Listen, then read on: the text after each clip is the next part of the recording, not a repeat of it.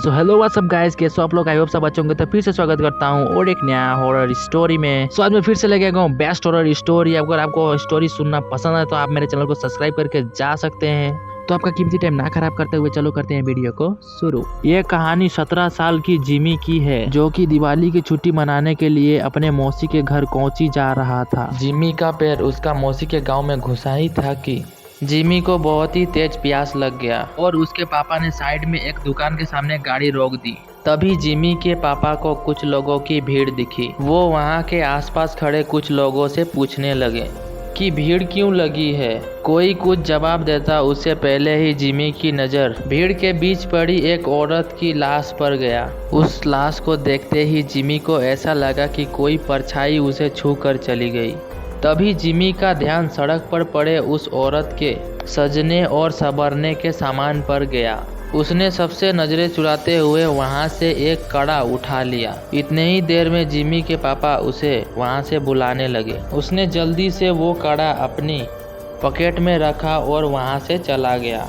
अपने मौसी के घर पहुंचने के बाद जिमी सबसे थोड़ा अजीब अजीब सा व्यवहार करने लगा। उसके घर वालों को लग रहा था कि उसने सड़क पर जो लाश देखी है वो देखने के बाद उसे डिस्टर्ब हो गया है, पर जिमी का ध्यान अभी भी उसके पास रखे हुए कड़े पर था। वो अपने कमरे में लगे शीशे के सामने उस कड़े को पहनकर देखता और मुस्कुराता रहता। एक दिन जब जिमी अपने कमरे में उस कड़े को पहनने के बाद जब वो खड़ा था, तब उसके मन में ऐसा लगा कि वो पूरी तरह से एक लड़की बन जाए। वो अपने कजन पिंकी के पास गया और उसके सजने संवरने के सामान को मांगने लगा। फिर जिमी अपने मौसी के कमरे में गया और वहां से उसकी मौसी की साड़ी और वहां से लिपस्टिक उठाकर ले आया। वो तैयार हो ही रहा था कि जिमी के पापा उसके कमरे में आ गए। जिमी को देखते ही उसके पापा उसे खूब ही डांटने लगे। जिमी ने रोते हुए कहा कि वो लड़की बनना चाहता है।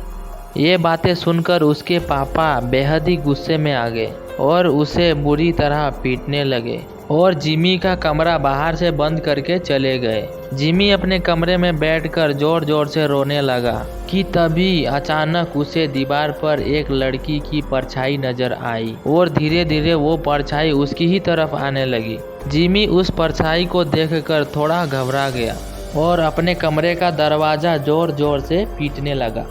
किसी ने दरवाजा नहीं देखा। जिमी ने मुड़कर देखा तो वहाँ कोई नहीं था। फिर उसके बेड के नीचे से एक अजीब सी आवाज आने लगी, मानो कोई जिमी को पुकार रहा है।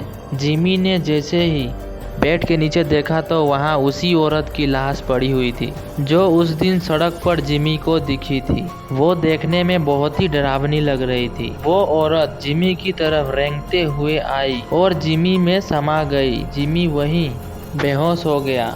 अगले दिन से जिमी अजीब तरह से बर्ताव करने लगा। वो अपने मौसी की साड़ी को पहनते ही रहता, लड़कियों की तरह सजना और संवरना और सबसे बोलता कि अब से मेरा नाम लक्ष्मी है।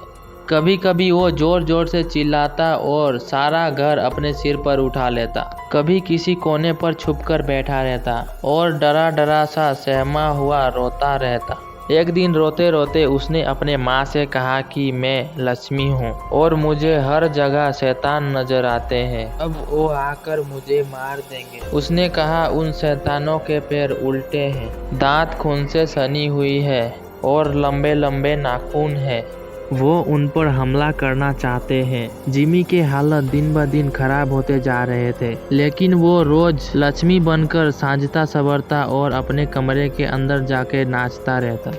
उसके घर वाले समझ ही नहीं पा रहे थे आखिर उसके साथ हो क्या रहा है और वो अपने आप को लक्ष्मी क्यों कहे जा रहा है। जिमी के पापा मदद के लिए आस पड़ोस में लोगों से पूछने लगे। पता करने पर उन्हें मालूम पड़ा वो लाश जो उन्होंने उस दिन सड़क पर देखी थी वो किसी और की नहीं बल्कि जॉर्जस लक्ष्मी की लाश थी और वो अपना नाम बदलकर लक्ष्मी इसलिए रखी थी। जॉर्जस एक लड़के से प्यार करती थी।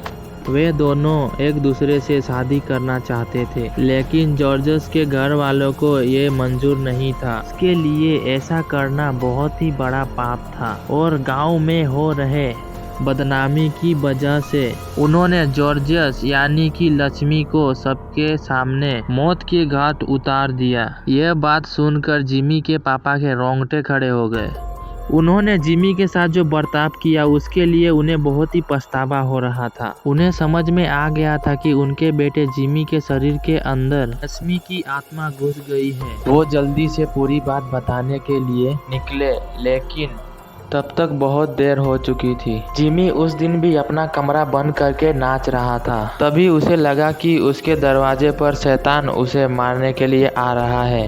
कई शैतान जिनके पैर उल्टे थे, खून से सने हुए और लंबे लंबे नाखून थे। जिमी घबराहट के मारे जोर जोर से चिल्लाने लगा। उसके बाकी घर वाले जब तक दरवाजा तोड़कर अंदर घुसते, जिमी का शरीर पूरी तरह से अकड़ चुका था।